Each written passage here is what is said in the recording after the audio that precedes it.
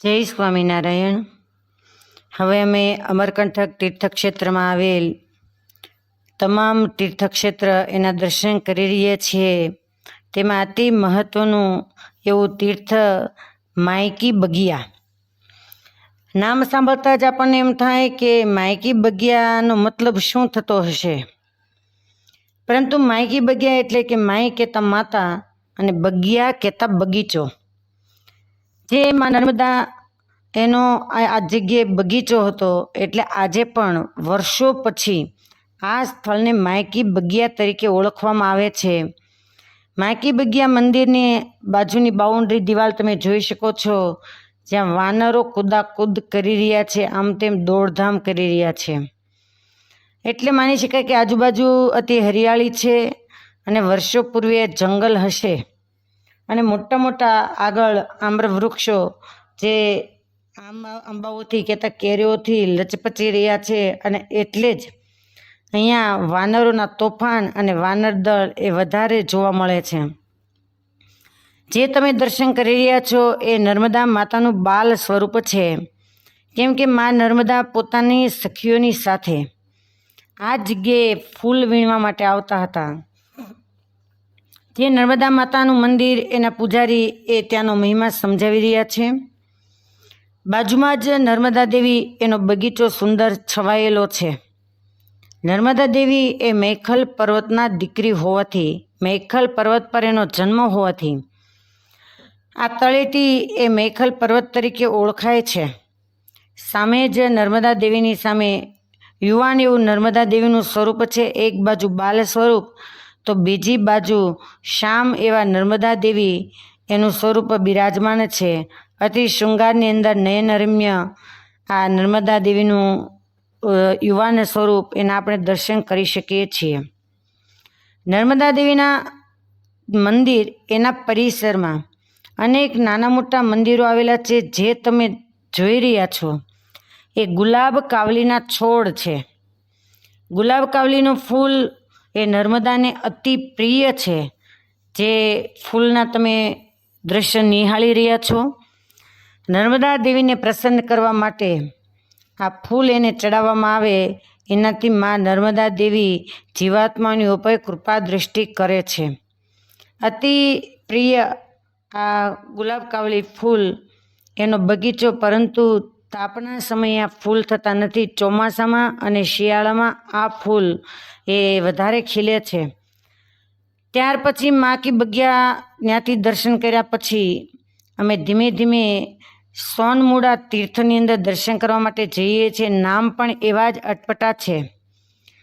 ઉપરની ટોચ પર આ તીર્થ છવાયેલું છે, નીચે સારીએ પૃથ્વી પર લીલીછમ હરિયાળીઓ વૃક્ષોથી છવાયેલી જોવા મળે છે। મોટા મોટા પહાડો જેવા વૃક્ષો એ પર્વતની ઉપર ટોચ પરથી નાના નાના છોડ પૌધા જેવા દેખાઈ રહ્યા છે। એવા સોનમુડાનો ઉપરનો ટોચનો ભાગ, જેનાથી નીચેનો નજારાનો ભાગ નિહાળી રહ્યા છીએ। સોનમુડા કહેતા સોન નદીનું ઉદ્ગમ સ્થાન, જે ગૌમુખમાંથી સોન નદી એ વહી રહ્યા છે, કહેતા એનું ઉદ્ગમ સ્થાન છે। આ સોન નદી એના કિનારે, ઉદ્ગમ સ્થાન કિનારે શોણ તેમજ ભદ્ર કહેતા હિરણ્યબાહુ તેમજ શૌનક આદિ ઋષિમુનિઓ એમની આ તપસ્થલી છે। તમે કુંડ જોઈ રહ્યા છો, એ સોન નદીનો ઉદ્ગમ કુંડ એ આ જગ્યાએ આવેલો છે। અહીંયા પિતામહ બ્રહ્મા તમે જોઈ શકો છો, શૌન અને ભદ્ર એના મૂર્તિઓ કે જેમણે અહીંયા તપ કર્યું હતું એવા શૌનભદ્રના મૂર્તિઓ છે। આ જ જગ્યા એ શક્તિપીઠ તરીકે પણ ઓળખવામાં આવે છે।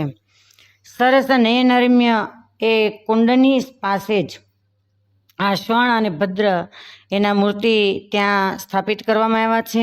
હવે તમે જે દર્શન કરી રહ્યા છો એ આપણી 52 શક્તિપીઠ માહીની આ શક્તિપીઠ છે। જે શક્તિપીઠ આપણે મા સતી એના અંગો એક એક જે જગ્યાએ પડ્યા એને આપણે શક્તિપીઠ તરીકે ઓળખીએ છીએ। તો અહીંયા સતી દાક્ષાયણી એનો નિતંબનો ભાગ પડ્યો હતો। હવે તમે જે નિહાળી રહ્યા છો તે શ્રી યંત્ર મંદિર છે। અમરકંટકની અંદર માનીએ ત્યાં સુધી અતિ નકશીકામવાળું અને નયનરમ્ય જો કોઈ મંદિર હોય તો એ યંત્ર મંદિર છે, જે યંત્ર મંદિરની અંદર તમે જોઈ શકો છો કે ચતુર્મુખ ઉપરના ભાગની અંદર આવેલા છે. મેઇન ગેટ તમે નિહાળી રહ્યા છો અને ગેટના દરવાજા ઉપર આજુબાજુમાં અતિ ઝીણવટપૂર્વક કલાકૃતિથી નકશીકામપૂર્વક આ કલાકૃતિઓ એને કોતરણી કામ કરવામાં આવ્યું છે. અનેક નર્તકીઓ તેમજ ભગવાન શિવ એ તાંડવ નૃત્ય કરતા હોય આવા અનેક વિવિધ કલાકૃતિની અંદર ચિત્રો કંડારાયેલા છે. પરંતુ જે દુર્ગાદેવી સિંહ ઉપર અસવાર કરી રહ્યા છે એ કલાકૃતિને તમે જોઈ શકો છો. આ મંદિરનું કામ કલાકૃતિમાં અધૂરું હોવાથી આટલા જ દર્શન કરાવવામાં આજે આવે છે. આગળ દરવાજો બંધ છે, ત્યાં કોઈને પ્રવેશ આપવામાં આવતો નથી. એવું આ કલાકૃતિનું અતિ ઝીણવટપૂર્વકનું શ્રીયંત્ર મંદિર, જ્યાં માં લક્ષ્મી દેવી અને સરસ્વતી બંને બિરાજમાન છે. આવા શ્રીયંત્ર મંદિરની બહારના પટાંગણની અંદર વિશાળ પટાંગણમાં આ શ્રીયંત્ર મંદિર છવાયેલું છે. શ્રીયંત્ર મંદિર એના દર્શન કર્યા પછી માર્કંડેય મુનિનો આશ્રમ એ અમરકંટકની અંદર જ આવેલો છે. ત્યાં અમે દર્શન કરવા માટે ગયા છીએ, જેના ગગનચુંબી શિખરો એના આપણે દર્શન કરી શકીએ છીએ. વિશાળ મંદિર માર્કંડેય મહર્ષિના આશ્રમે આવેલું છે. આજે જ્યાં જ્યાં આપણે દર્શન કરવા માટે જે ઋષિમુનિઓના આશ્રમો હોય ત્યાં આજે વિશાળ મંદિરો બંધાયેલા છે. એનું કારણ છે કે વિશાળ મંદિર ભવિષ્યની અંદર ભાવિ પેઢીને સૂચન કરતી રહે કે અહીંયા મહર્ષિઓના આશ્રમો હતા. એ વખતે તો પર્ણકુટીઓ કેવી હતી કે વૃક્ષ નીચે અલખની આરાધના લગાવવા માટે પદ્માસન વાળી અને ઋષિમુનિઓ વૃક્ષનો સહારો લેતા હતા. તમે જે વૃક્ષ જોઈ રહ્યા છો બસ એ જ જગ્યાએ મહર્ષિ માર્કંડેયે તપ કરેલું, જ્યાં સાક્ષી ગણેશ અને સાક્ષી હનુમાનજીના મૂર્તિ સ્થાપિત છે. એ તપસ્થલીમાંથી દર્શન કરી જે વૃક્ષ એના થડનો ભાગ તમે જોઈ શકો છો, બસ આ જ વૃક્ષની નીચે એ મહર્ષિ ધ્યાનમગ્ન બેઠા હતા અને જ્યાં ગણેશ અને હનુમાનજીના મૂર્તિઓ આજે સ્થાપિત છે. સિંદૂર લગાવેલો છે અને સામે ભગવાન શિવ એનું લિંગ પણ સ્થાપન કરાયેલું છે. હવે તમે જે મંદિરના ગર્ભગૃહમાં દર્શન કરો છો, જે શ્યામશિલામાં શિવલિંગના તમે દર્શન કરી રહ્યા છો, તમે ઝીણવટપૂર્વક જોઈ શકો છો કે એ શિવલિંગને મહર્ષિ માર્કંડેય એ ભગવાન શિવને ભેટી રહ્યા છે. એવું અતિ મનમોહક સ્વરૂપ એના દર્શન કરીએ છીએ. અહીંયા પંચમુખી શિવલિંગ એના પણ દર્શન થઈ રહ્યા છે. આજુબાજુ નાના દેવ મંદિરની અંદર અનેક દેવો એના દર્શન થાય છે. ભગવાન દત્તાત્રેય તેમજ પંચમુખી હનુમાનજી મહારાજના પણ આપણે દર્શન કરીએ છીએ. જે તમને સામે દેખાય છે એ શ્રી યંત્ર આવેલું છે. જે વૃક્ષની નીચે માર્કંડેય મહર્ષિએ તપ કર્યું એના પાછળના ભાગમાં જ નીલકમલ નામનું સરસ મજાનું સરોવર આવેલું છે, જેમાં અનેક કમળો ખીલે છે. એટલા માટે જ કદાચ એને નીલકમલ કહેવામાં આવતું છે. આવું આ પવિત્ર સ્થાન, ત્યાંથી દર્શન કરી અને આગળ જઈએ છીએ ત્યારે રસ્તામાં કાલચુરી મંદિર કહેતા કાલચુરી ટેમ્પલ તરીકે ઓળખાતું એવું અમરકંટકનું મંદિર એને અમે જોઈએ છીએ. અને હવે અતિ મહત્ત્વનું એવું જ્વાલેશ્વર ધામ, એના દર્શન કરવા માટે અમે જઈએ છીએ. જે જ્વાલેશ્વર મહાદેવ એના પંચકોટી પરિક્રમા તીર્થક્ષેત્ર અમરકંટકમાં છે. આ શિવલિંગ એ સ્વયંભૂ શિવલિંગ છે, જેને બાણલિંગ પણ કહેવામાં આવે છે. સ્કંદ પુરાણ પ્રમાણે સતયુગમાં બલિ નામનો શ્રેષ્ઠ દૈત્યના પુત્ર એવા બાણાસુરે અહીં ઘોર તપશ્ચર્યા કરી હતી અને ભગવાન શંકર દ્વારા આપેલ વરદાન અનુસાર આ જ્વાલેશ્વર મહાદેવ એ બાણલિંગ પણ કહેવાય છે. શિવલિંગની નીચેથી જોઈલા નદીનું ઉદ્ગમ સ્થાન છે, જેનો ઉલ્લેખ કુર્મ પુરાણની અંદર અંકાયેલો છે. અહીં નર્મદા નદીનું જળ વિશેષ મહત્ત્વનું ગણાય છે. એમ કહેવાય કે ગંગોત્રીનું જળ રામેશ્વરમાં ચડાવવાથી જે ફળ પ્રાપ્ત થાય એટલું જ નર્મદાનું જળ જે તમે શિવલિંગના દર્શન કરી રહ્યા છો એ જ્વાલેશ્વર મહાદેવને ચડાવવાથી ફળ પ્રાપ્ત થાય છે. હવે તમે જે જોઈ શકો છો એ બાજુમાં આવેલ એક કૂપ છે, એમાંથી પાણી સિંચી અને પ્રસાદીનું પાણી સૌ કોઈ યાત્રાર્થીઓએ ગ્રહણ કરે છે. જ્વાલેશ્વર મંદિરની સાથે કહાની જોડાયેલી છે કે બાણાસુરે વરદાનની અંદર જ્યારે અજયપણાનું વરદાન માંગ્યું અને એ વરદાન મળવાથી એનું નગર એ તમામ દેવોને આવવા માટે મુશ્કેલ બને એવો આ બળવાન રાજા હતો. હવે તમે જોઈ શકો છો એ અમલેશ્વર મહાદેવના દર્શન કરી રહ્યા છો, જે વિશાળ નંદીશ્વર એ બહારના ભાગની અંદર છે. અમલેશ્વર મહાદેવ એનું શિવલિંગ 11 ફૂટ ઊંચું છે. એક યાત્રાર્થીને એના અભિષેકનો લાભ આપવામાં આવે છે અને 50 ટન જેનું વજન છે. હવે આપણે જે જ્વાલેશ્વર એની કથા તરફ કે વર્ષો સુધીની તપશ્ચર્યાને અંતે જ્યારે આ બાણાસુર છે અવધ્ય બની ગયો અને એ વખતે દેવો કિન્નરો, ગાંધર્વો, વિદ્યાધરો આદિકને જ્યારે આ પીડા આપવા લાગ્યો ત્યારે તમામ દેવો ભગવાન શિવના શરણે જઈ અને નિવેદન કર્યું કે આપે જ વરદાન આપ્યું છે તો આપ જ એ અસુરનો નાશ કરે એવી કોઈ શક્તિ બતાવો. અને એ કોઈ શક્તિ ન હોય તો ભગવાન વિષ્ણુ અને બ્રહ્મા એણે પણ આ બાણાસુર એને વરદાન અજયપણાનું આપ્યું છે. તો હે પ્રભુ, એ 3 વરદાનથી આ અસુર એ અજય બન્યો છે. એના સામે કોઈ જાય તો એને ભસ્મ કરી નાખે છે. એનામાં એવી તાકાત છે કે કોઈ એની સામે જીતી શકે એમ નથી. અને એ જ વખતે ભગવાન શિવ એમણે કહ્યું કે એનો સાર હું કરીશ. અને એ જ વખતે ભગવાન શિવે કૈલાસથી ત્રિપુરાસુર પાસે જઈ અને શૈલમ પર્વત પર પોતાનું નિવાસસ્થાન બનાવ્યું અને વિરાટ રૂપ ધારણ કરી પિનાક નામના ધનુષ્ય દ્વારા આ બાણાસુરનો વધ કર્યો. એવું વધ કરતાની સાથે અસ્ત્ર શસ્ત્ર સહિત નર્મદામાં એને નાખી દીધો. ને એ વખતે 7 પાતાળ ભેદી અને રસાતળમાં એ જતો રહ્યો.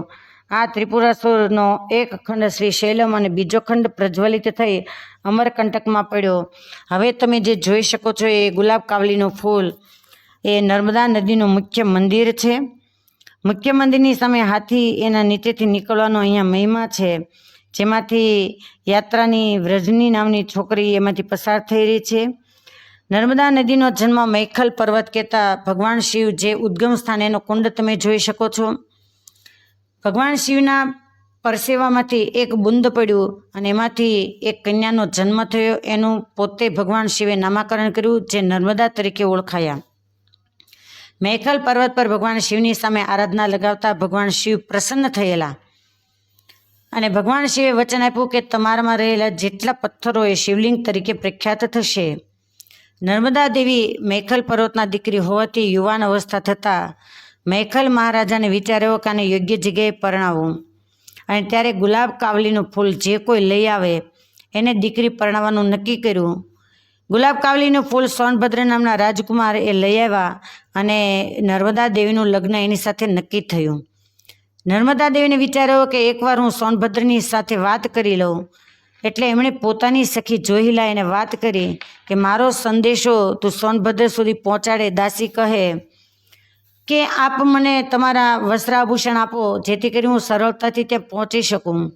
પોતાના વસ્ત્રાભૂષણ જોહિલાને આપી અને જ્યારે જોહિલા સોનભદ્રની પાસે આવે, સોનભદ્રનું રૂપ અને રાજ્યનું સુખ જોતા જ જોહિલા પોતે મોહિત થઈ અને સોનભદ્રને ખ્યાલ નથી કે આ નર્મદા છે કે જોહિલા છે. એટલે સોનભદ્રને પાસે પોતે નર્મદા છે એવું કહ્યું અને સોનભદ્રની સાથે વિવાહ કર્યો.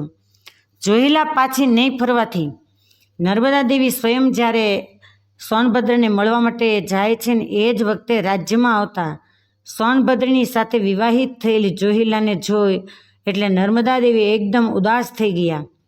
ઉદાસ થતાની સાથે જે પાછા ફર્યા અને પાછા ફરતા સોનભદ્રને ખ્યાલ આવ્યો કે આ તો ખોટું થઈ ગયું છે. આ તો જોહિલા છે અને જે લગ્ન કરનાર એ તો આ સ્વયં નર્મદા છે. હા નર્મદે એમ બૂમ પાડી છતાં ઉદાસ થયેલા નર્મદા દેવી એ ઊભા ન રહ્યા અને ચાલતા થઈ ગયા. આજે પણ 999 નદીનો પ્રવાહ એ પૂર્વ તરફ જાય છે, જ્યારે નર્મદા દેવીનો પ્રવાહ એ પશ્ચિમ તરફ જાય છે. ને કાયમના માટે નર્મદા દેવીએ નક્કી કર્યું કે હું આજીવન કુંવારી રહીશ હું કોઈની સાથે લગ્ન કરીશ નહીં અને આજે પણ નર્મદા દેવી એ અવિવાહિત છે. એવું આ પવિત્ર અમરકંટક તીર્થ જે નર્મદા દેવીનું ઉદ્ગમ સ્થાન ગણાય છે.